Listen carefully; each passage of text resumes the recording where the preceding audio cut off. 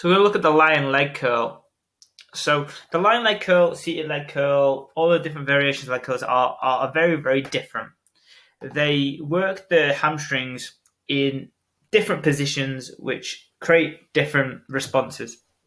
But what we here need to look at is firstly our safety, making sure that our joints are in the right position, the pads are in the right position, and then we're just executing the exercise as best as possible.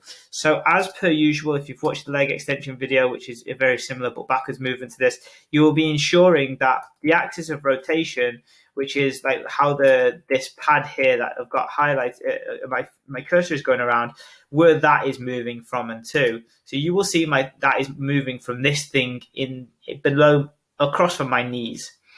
And you are going to want to make sure that your knees are exactly against that axis of rotation, not touching them, but imagine an invisible line. You're making sure that they stay on that invisible line throughout. So your knees actually become that curling mechanism that machine is doing for you. A large thing that happens in the lying leg curl is because it's a very, very difficult exercise.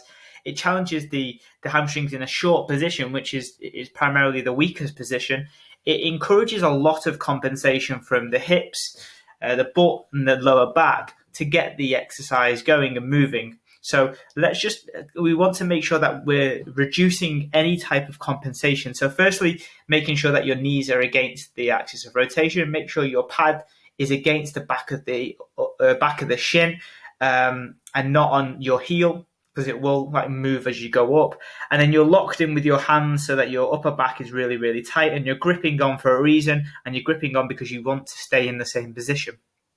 To ensure that your hamstrings work the most and you do not compensate utilizing your lower back region or your hips rising, you'll want to make sure that where my cursor is now, you're pushing your thigh against the pad. If you can really push against that pad, there will be no movement that comes from the knee off the pad, or there will be no movement that comes from the hip, because the thigh is so stable and you're trying to drive it up as much as possible. So you lock it in, so your butt cheeks are clenched, you're driving your thigh against that pad, and you're driving up. Now, for me, this is very difficult because of my knee issue, but effectively by pushing down, by putting my knee in the right position and creating a very, very hard exercise, but I'm making sure there is zero compensations and there is zero inability to do the exercise. When you're doing it, I'll go back to this exercise. You want to make sure you're going all the way up to the top on all of the exercises. So you want to try and get your heel as far as you can to your butt with that pressing down motion of your thigh as best as you can.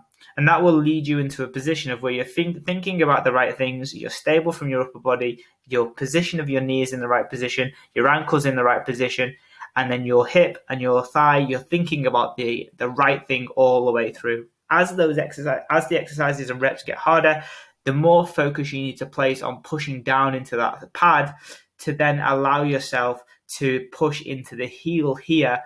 You want to make sure you're not pushing the heel up. You want to focus on where the pad is making contact with your back of your shin. That's where your efforts are placed against.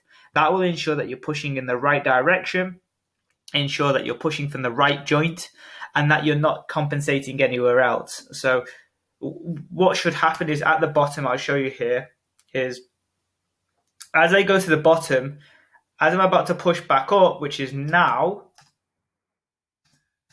let me stop it where it's there, I'm pushing down into the pad as I come up. So I push down and now I'm pushing through the heel. It's like a two mechanism. You're pushing down into this pad, and then as you're pushing down into the pad, you're bringing your contact point at the heel against the pad.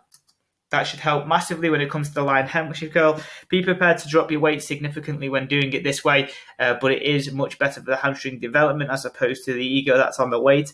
Once you do it this way, you'll realize how much more tension you can provide on your hamstrings, how much more painful it'll be.